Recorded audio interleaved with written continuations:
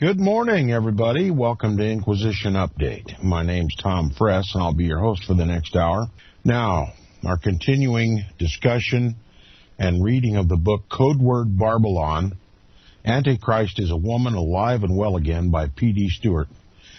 Remember last time we were talking about this discussion, this on-air PBS discussion between Bill Moyers and William Black, talking about this orchestrated financial collapse, not only of the United States, but of the world. But we're speaking particularly about the financial collapse of the United States, orchestrated by the powers that be, that famous term used by everybody who simply don't know who the powers that be are. But we know here at Inquisition Update, it's the priests, the hierarchy of the Roman Catholic Church, which control our government and our economy. And we're beginning this dialogue, a continuation of the dialogue between William Black and Bill Moyers. And if you're following along, we're on the second full paragraph on page 93 of the book. Continuing now, as Bill Moyers said in his opening remarks in an interview with William Black, quote, "The best way to rob a bank is to own one," unquote. Why do I say this? Reader, another short excerpt from the PBS interview of William T. Black and Bill Moyers, from which I quoted earlier, on how the United States government, through its deregulation of financial markets and banking practices, oversaw the growth of the biggest Ponzi scheme in history. Now, here's what William Black said in this interview. Well, the way that you do it is to make really bad loans, because they pay better. Then you grow extremely fast. In other words, you're a Ponzi-like scheme. Oh, Bernie, speaking of Bernie Madoff, Bernie was a piker. He doesn't even get into the front ranks of a Ponzi scheme. Bill Moyers replies, but you're saying our banking mortgage system became a Ponzi scheme? William Black replied, our financial system became a Ponzi scheme. Everybody was buying a pig in a poke. Why is it so hard to prosecute? Why hasn't anyone been brought to justice over this? Says Moyers. And Black replies, the FBI publicly warned in September of 2004 that there was an epidemic of mortgage fraud, that if it was allowed to continue, it would produce a crisis at least as large as the savings and loan debacle. And he was speaking of that savings and loan crisis in the 1980s. And he continues, well, that's exactly what has happened. We haven't looked, right? The Bush administration essentially got rid of regulation. So if nobody was looking, you're able to do this with impunity. We know that they said that to the borrowers. In fact, they were also called in the trade ninja loans. Bill Moyers replies, ninja? And Black replies, yeah, because no income verification, no job verification, no asset verification. And Bill Moyers says, what is your explanation of why the bankers who created this mess are still calling the shots? Why are they firing the president of General Motors and not firing the head of all these banks that are involved? Black replies, there are two answers. One, they're much closer to the bankers. These are people from the banking industry, and they have a lot more sympathy. The other element of your question is, we don't want to change the bankers, because if we do, if we put honest people in who did not cause the problem, their first job would be to find the scope of the problem, and that would destroy the cover-up. Bill Moyers replies, the cover-up? William Black replies, sure, the cover-up. Moyers says, that's a serious charge. And Black replies, of course. Bill Moyers then says, who's covering up? And Black's answer, Geithner is covering up, just like Paulson did before him. Geithner is publicly saying that it's going to take $2 trillion. A trillion is 1,000 billion, interjects the author. 2 trillion taxpayer dollars to deal with this problem. But they're allowing all the banks to report that they're not only solvent, but fully capitalized, which is impossible if they need so much public money. Both statements cannot be true.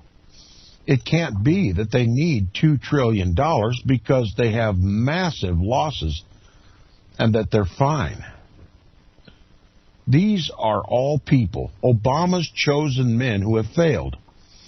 Paulson failed. Geithner failed. They were all promoted because they failed, not because, and then Moyer breaks in, what do you mean? And Black replies, well, Geithner was one of our nation's top regulators during the entire subprime scandal that I just described.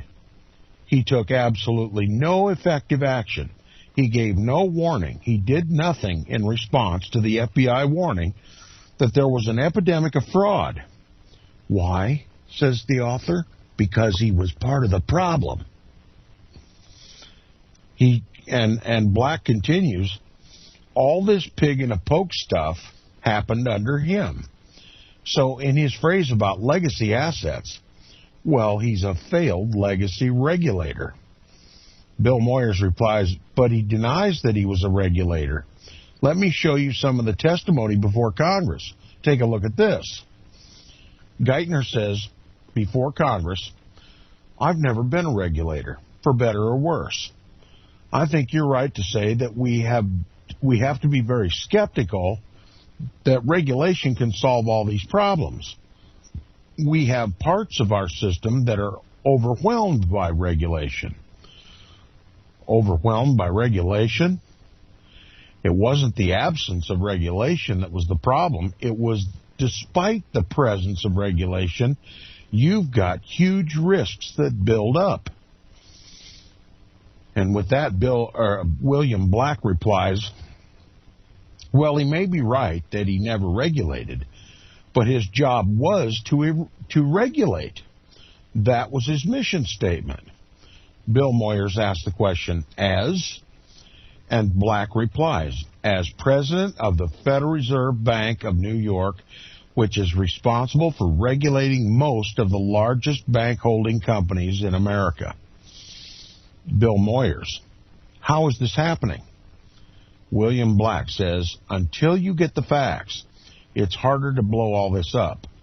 And, of course, the entire strategy is to keep the people from getting the facts. What facts? Facts, asked Moyers. The facts about how bad the condition of the bank is. So as long as I keep the old CEO who caused the problems, is he going to go vigorously around finding the problems? Finding the frauds?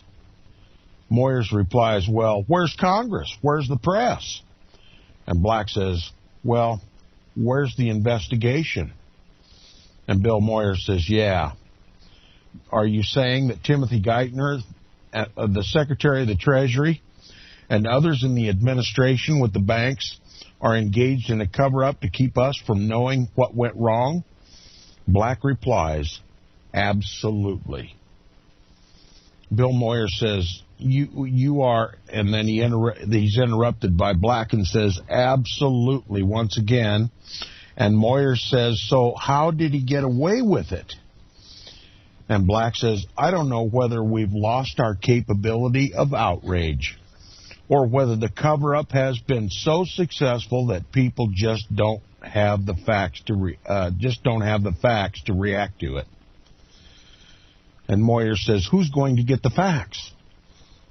William Black, thank you very much for being with me on the Journal. And Black replies, Indy Mac specialized in making liar's loans. In 2006 alone, it sold $80 billion in liar's loans to other companies. $80 billion.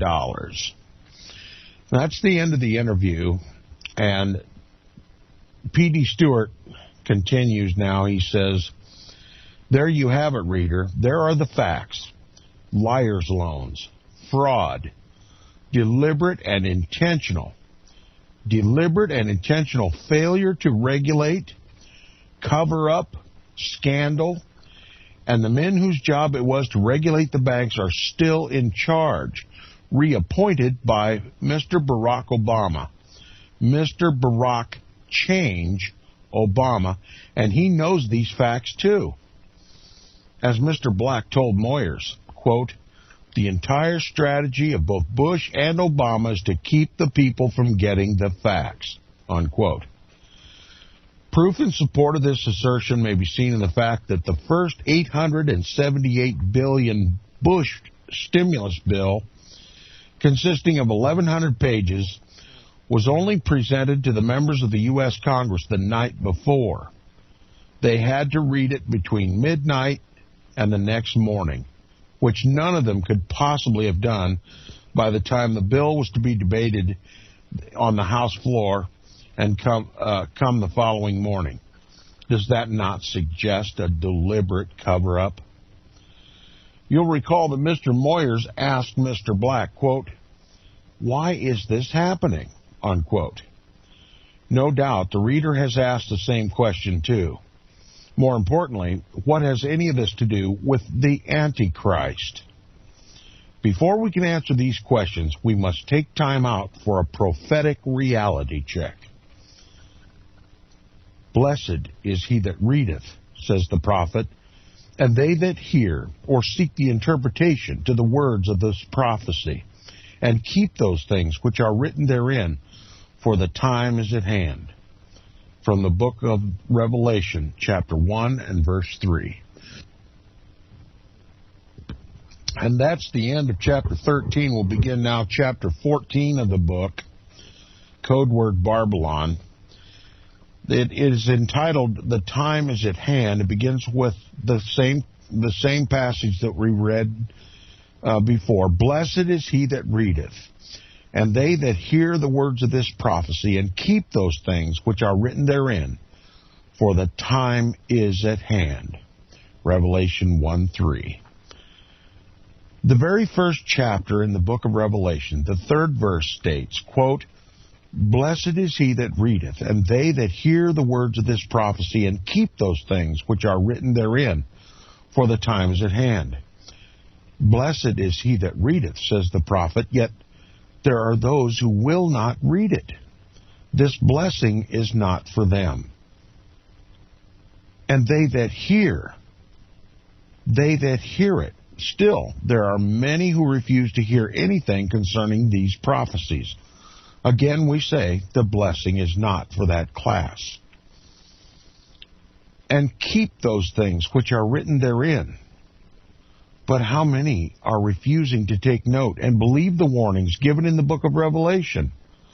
Why do so many preachers teach that Revelation is a great mystery, too confusing to understand, when the very title of the book is a revelation, a book unsealed? Why is there such widespread ignorance concerning so important a part of the Holy Scriptures? Likewise, the book of Daniel in the Old Testament is considered by many a book of ancient riddles, of little consequence to our world today. Yet the prophet Daniel in chapter 2, verse 45 says he was making known what shall come to pass hereafter in the latter days. And he tells us that prophecy, quote, is certain, and the interpretation thereof sure, unquote. The question we ask is this: can the book of Daniel or Revelation be relevant, never mind applicable today? Can an old book written several thousand years ago really predict what would happen in our day? Job answers, quote, God speaks once, yea, twice, yet man perceiveth it not. In a dream, in a vision of the night, when deep sleep falleth upon men, in slumbering upon the bed. Job chapter 33, verse 14 and 15. In the year 1876, J. Philip Newman gave this profound commentary on the age-old human propensity to look into and to know the future. Said Newman, quote, "The Scottish Highlander relies upon his second sight. The Canadian savage," his outdated term for native Canadian, "on his dreamer. The Laplander on his sorcerer, and the African on his obeah men and women," unquote. Newman continues, quote, "The most polished people of antiquity accepted astrology as a science and confided in the oracular utterances of their sibyls. Men have studied all the phenomena of nature to ascertain the future. This universal desire to know the future supposes a latent belief in the human mind in the capacity, the possibility, of prophecy," unquote. The book of Revelation is full of the most awful and shocking prophetic forecasts. What is the possibility of any of these prophecies coming true? Perhaps the most well-known ones are the two found in Revelation chapter 13 and 17, which speak in the one of the mark of the beast, and in the other, a woman sitting on a beast with 7 heads. Revelation 17, verse 3 and 5. In chapter 14 of Revelation, another remarkable prophecy is given about the same woman called Mystery Babylon. In that chapter, an angel is heard to proclaim the woeful message: "Babylon is fallen, the great city, because she has made all the nations drink of the wine of the wrath of her fornication."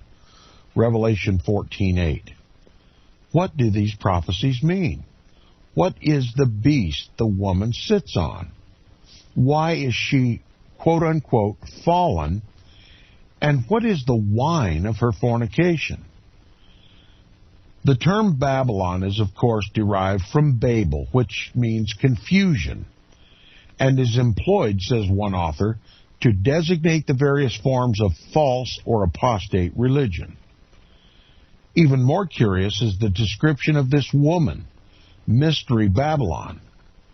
She's depicted in Revelation 17 as being, quote, "arrayed in purple and scarlet color, and decked with gold and precious stones and pearls, having a golden cup in her hand, full of the abominations and filthiness of her fornication, and upon her forehead was a name written, Mystery, Babylon the Great, the mother of harlots and abominations of the earth." Revelation 17, verses 4 through 6 and 18.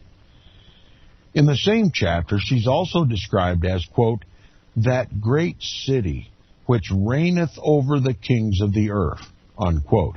Revelation 17, verse 18. So we are here introduced to a woman whose colors are scarlet and purple, and who is possessed of an abundance of gold and precious stones and pearls, and who has influence over the leaders of the earth. There's your powers that be. It's this woman from that great city, decked in scarlet and purple, and all kinds of earthly wealth, with a golden cup in her hand, full of false doctrine. There is your power that be, that reigns over the kings of the earth. It's none other than the Roman Catholic Church, and the author continues, "The prophet John on the Isle of Patmos saw that this woman, who he termed as Mystery Babylon, would, amidst the rise and fall of empires, remain until the end of time, until she was destroyed like the prostitutes of old by fire." But was this to be a literal woman that would reign over the kings of the earth? Can anyone really believe that this is literal? Has there ever been a woman who has reigned over the rulers of the earth? If this is not a literal woman, then who is this she, this mystery woman? What is the mystery with which she has veiled herself? And why does she have the words upon her forehead, Mystery Babylon the Great? See Revelation 17:5. Moreover, why is she called a harlot? These are just some of the questions we must answer before we can penetrate the mysteries of current world events. Said Sir Isaac Newton almost 3 centuries ago, quote, "About the time of the end, a body of men will be raised up who will turn their attention to the prophecies and insist upon their literal interpretation in the midst of much clamor and opposition," unquote. Reader, I believe this is to be a most profound statement, coming from a man who is well respected even to this day for his brilliance and enormous influence in the field of science and mathematics. His mental gifts and genius are too well known to require comment or further praise, he being esteemed as one of the greatest of minds in the age of reason.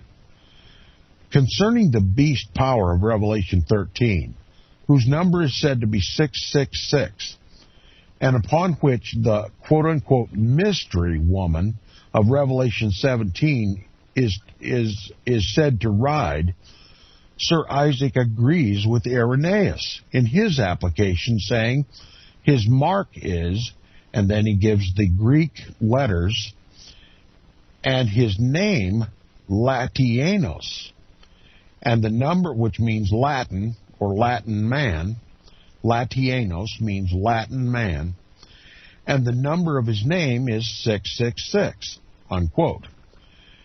Sir Isaac, who died in 1727, connected the prophecy of Revelation 13 to the Latin or Roman kingdom.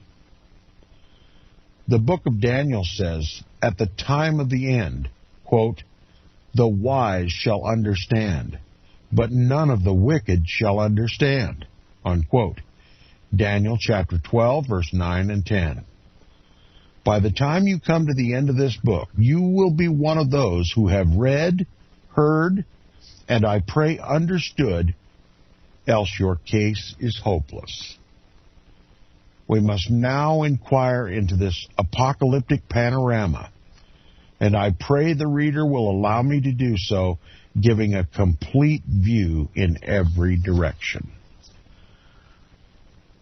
That's the end of chapter 14. We'll now begin chapter 15, top of page 100 if you're following along. It is entitled, Antichrist Makes Her Dynastic Appearance. Antichrist Makes Her Dynastic Appearance. The author begins, a key sign or mark by which Antichrist was to be identified was the time at which her marvelous apparatus would fully appear on the world scene. The Apostle Paul, in his second epistle to the Thessalonians, wrote thus concerning the coming or the manifestation of Antichrist. The Apostle Paul, in his second epistle to the Thessalonians, wrote thus concerning the coming or the manifestation of Antichrist, quote, "And now you know what withholdeth, what is restraining. For the mystery of iniquity doth already work. Only he who now letteth will let until he be taken out of the way. And then shall that wicked one be revealed, even he whose coming is after the working of Satan, with all power and signs and lying wonders." Unquote. 2 Thessalonians chapter 2, verse 6 and 7. We shall come to the latter part of this verse, quote, "signs and lying wonders," unquote, in a later chapter. But for now, let us look more closely at the cryptic phrase, quote, "only he who now letteth will let until he be taken out of the way," unquote. The reader may rightly wonder why it is that I have referred to the mystery of iniquity the quote-unquote mystery of iniquity, and the quote-unquote wicked one mentioned by Paul as synonymous with Antichrist. The reason is that all the theories of Antichrist, the beast system, mystery Babylon, which terms are found in Revelation 13 and 17, also identify this system as being equivalent to Antichrist, or the mystery of iniquity, and are understood to be one and the same power. So well known and so extensively adopted has been this principle of interpretation that it is unnecessary to designate any particular writer or writers as having advocated it. With Protestant, no less than with Roman Catholic expositors, it has been an especial favorite. Almost all the eminent men among the latter have concurred in adopting it, unquote. Now, let us mark the parallelism. It is at once a parallel and a contrast. For while we say Antichrist is a she, symbolically that is, we see the Apostle Paul speaking of a he, literally this time. The reason for the contrast is that this apostasy of Antichrist was to have a head, a figurehead, and the names which the apostle gives to this head are, quote, that man of sin, the son of perdition, and that wicked one, or lawless one. Who is this he, and what is this Antichrist which Paul termed the mystery of iniquity? 2 Thessalonians 2:3. Is Antichrist a man, a woman, or a system? The answer is quite simple. Revelation 17:5 says of Antichrist, quote, and upon her forehead was written mystery, Babylon the Great, mother of harlots, unquote. So Antichrist is spoken of in the symbolism of a female. But why does Paul use the personal pronoun he, not she? Again, the answer is straightforward. This mystery woman, or system, was to have a man as her visible figurehead, a nominee, a straw man, starring in all her dramas. For Revelation 13, verse 16 through 18 makes it clear that the Antichrist, or the beast system, is controlled by the woman who rides the beast, Revelation 17. However, this symbolic woman would enforce her mark upon all through a man. Quote, and he causeth all, both small and great, rich and poor, free and bond, to receive a mark in their right hand or their foreheads, that no man might buy or sell save those that had the mark or the name of the beast or the number of his name. Revelation chapter 13, verse 16 and 17. If perchance the above explanation does not convince the reader, I turn to historian Grattan Guinness, who comments, quote, he that letteth or hindered the rise of Antichrist is understood to comprehend the line of succession of the Caesars. So too the expression, quote, he that sitteth, that is, in the temple of God, may also comprehend analogously to be a line or succession of rulers or powers. Both expressions refer to the dynasties and not to individuals. That is to say, it is no one man, but a succession of men belonging to a greater system, unquote. The system is the Antichrist. The succession of men are her agents. It is through a man, or rather a succession of men, that Antichrist was to exercise her power.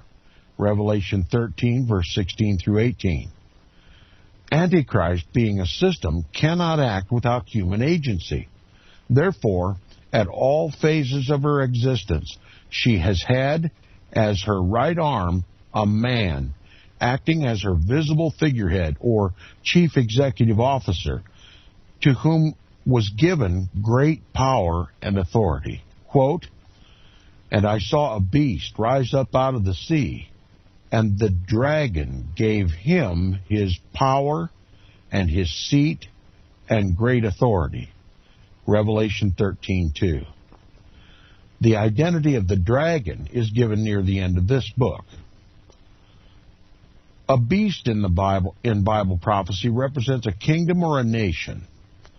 I say we know a beast is a nation or kingdom because Daniel chapter 7, verse 17, we are told, quote, "These great beasts which are four kings which shall arise out of the earth," unquote. And verse 23 continues, quote, "Thus he said, the fourth beast shall be the fourth kingdom upon the earth," unquote. And we know from history that the four world empires that spanned from Daniel's time were ancient Babylon, Medo-Persia, which is today called Iran, Greece under Alexander the Great, and lastly, the iron monarchy of ancient pagan Rome. It was after the monarchy of the Roman Empire had passed away that the predicted Antichrist would make his, or rather her, appearance. So much for the biblical exegesis and theological analysis. Let us turn now from the prophecy to history, to see if the latter confirms the former. Remember, as we conclude this chapter and go to the next, remember, prophecy is confirmed in history. We must look to history to discern the fulfillment of Bible prophecy. And when we see prophecy fulfilled in history, we know we're on the right track. And we also know that we hold in our hands a divine book, and that the author of this book is God the Father, the creator of all heaven and earth, the one who tells the ending from the beginning. If we do not look to history, what other way do we have to confirm that Bible prophecy has been fulfilled? That's why history is so important here at Inquisition Update.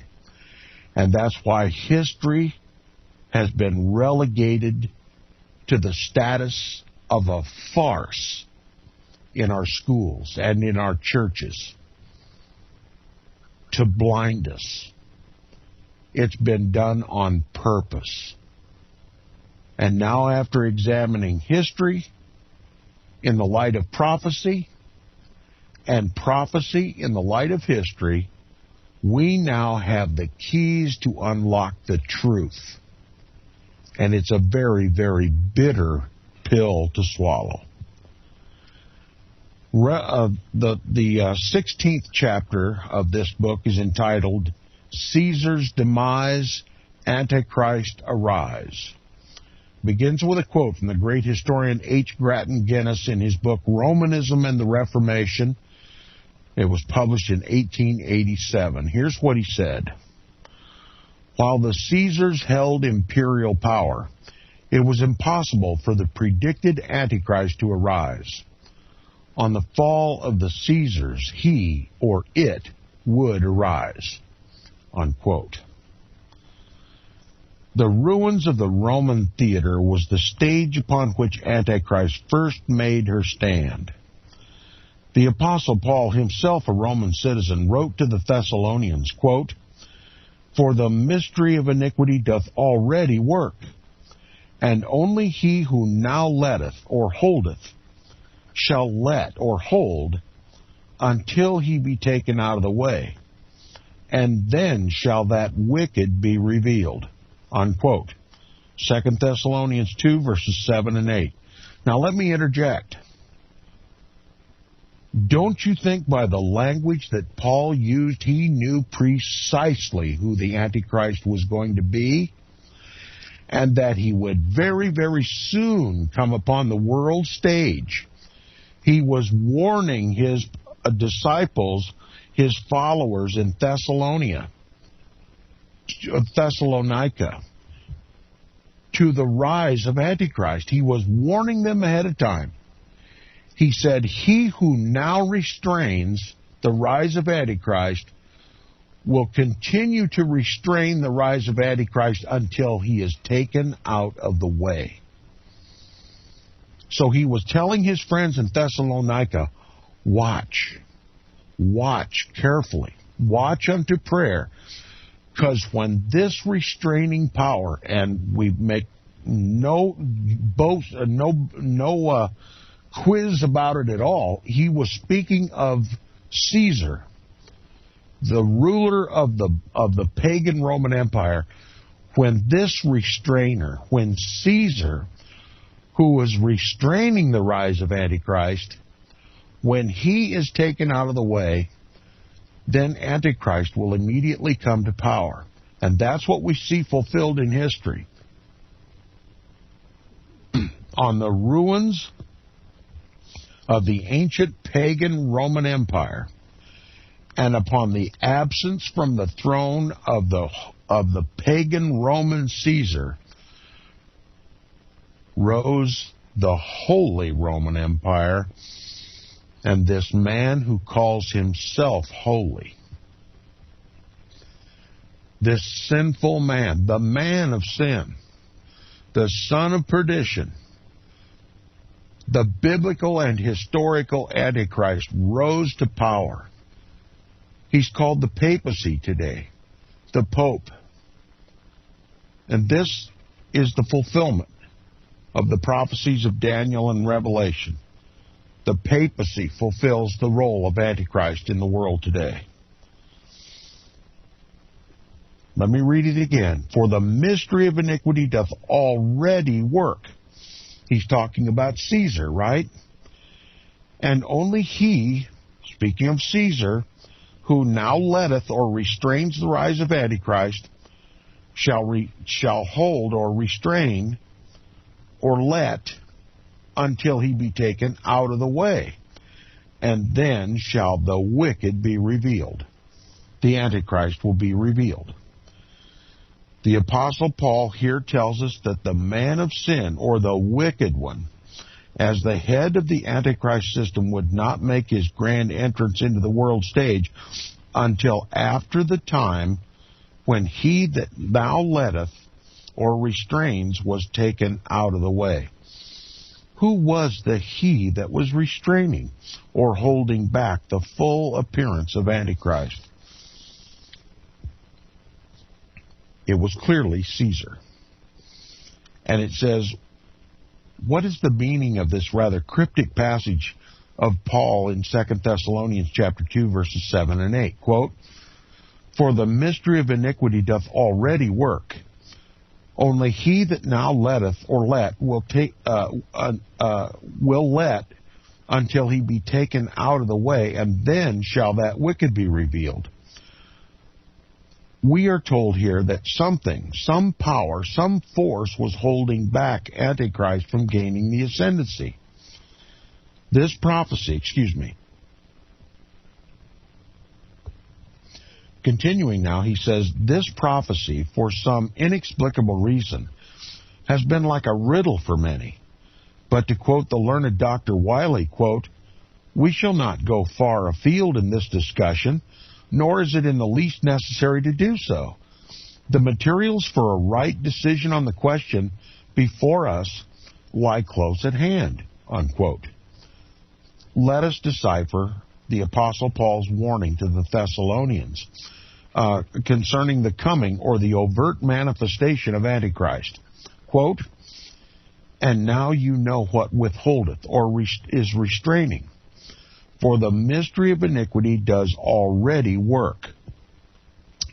Only he who now letteth, and in the Strong's Greek Concordance, number 2722, defines this word as kateko, as meaning to restrain, until the power that letteth or restrains is taken out of the way, and then shall that wicked be revealed.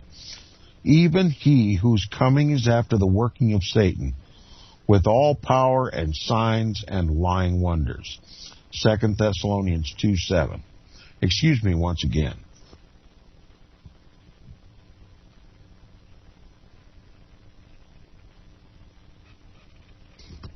A little tickle in my throat this morning. I apologize. Now, we'll go on. He says, there are those who say that this prophecy applies to the passing of the Roman Empire and the rise of the papal or the Catholic Church. With this notion, I cannot help entertaining some agreement. But far be it from me to take upon myself to decide in so important, let it be far from me to take upon myself to decide in so important a matter. I shall therefore acquiesce in the opinion of those who are wiser than myself. Do not, however, imagine that I intend to enter into all the particulars of the historical contentions.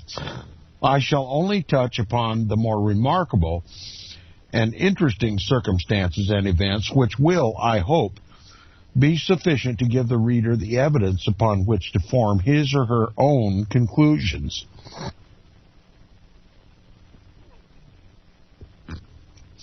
Now, under the subtitle, He That Now Letteth Must Be Taken Out of the Way, the author writes, what was restraining or holding back Antichrist from making her full appearance in the world scene?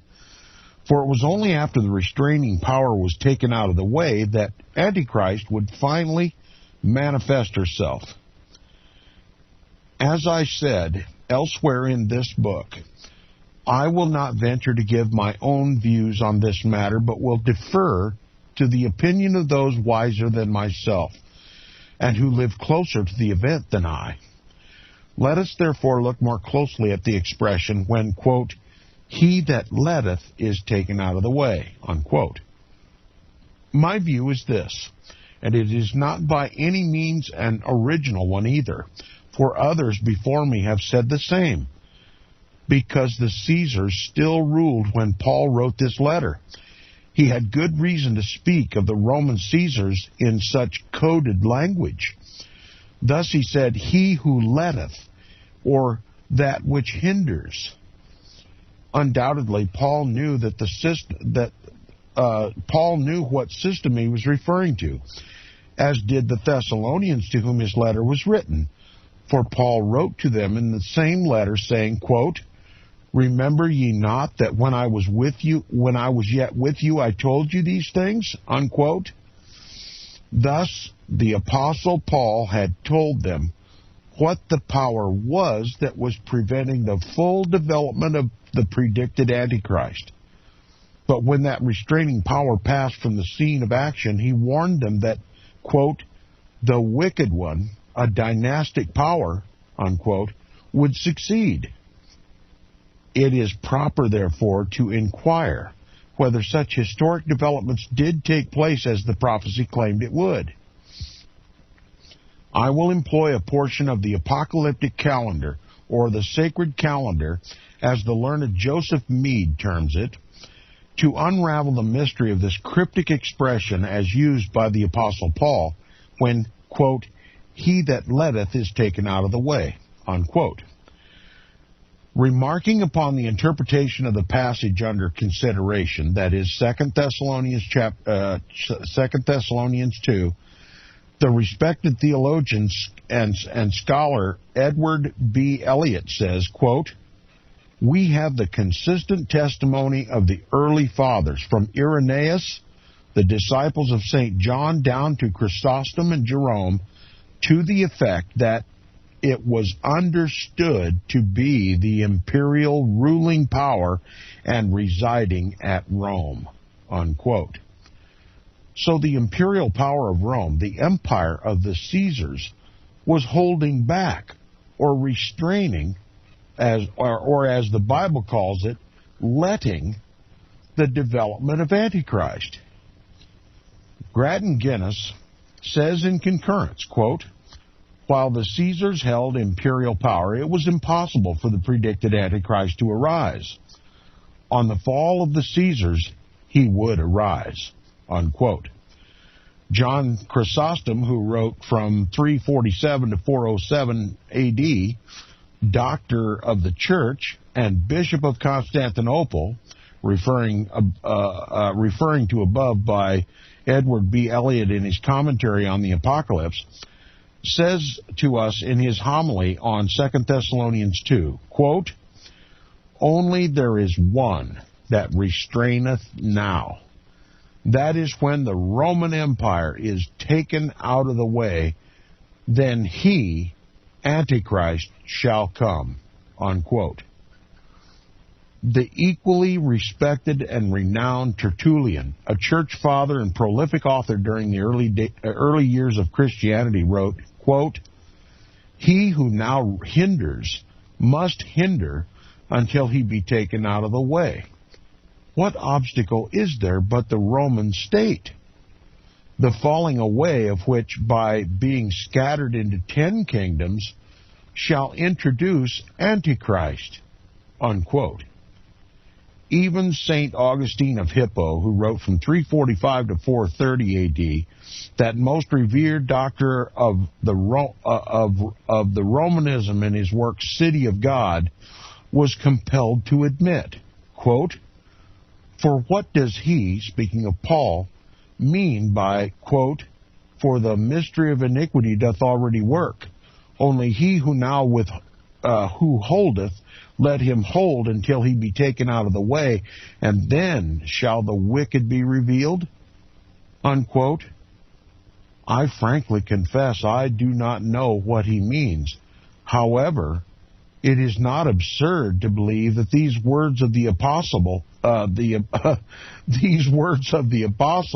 quote, "Only he who now holdeth, let him hold until he be taken out of the way," unquote, refer to the Roman Empire, as if it were to say, quote, "Only he who now reigneth, let him reign until he be taken out of the way, and then shall that wicked be revealed. No one doubts that this means Antichrist," unquote.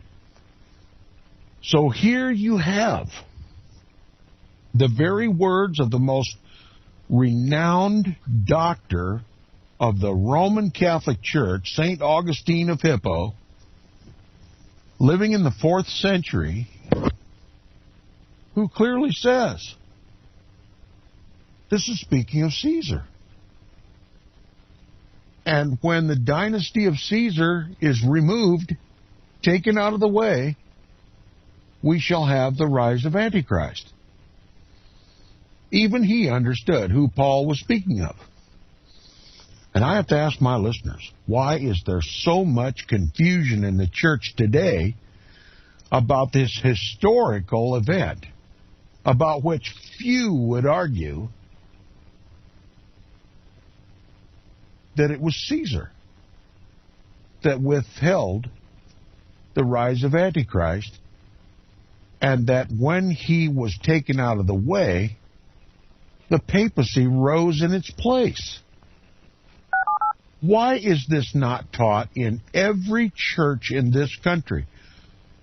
Why did I have to wait till I was 50 years old before I ever heard these words uttered? It's inexcusable, and there's a reason why this information's been hidden, because you couldn't have an ecumenical movement to reunite the Protestants with the Roman Catholic Church if this information were known by God's people today. And it is a blessing of Almighty God to permit me to reveal this information to God's people and all who will hear the words of God and keep these things. Blessings from Almighty. Tomorrow on Inquisition Update.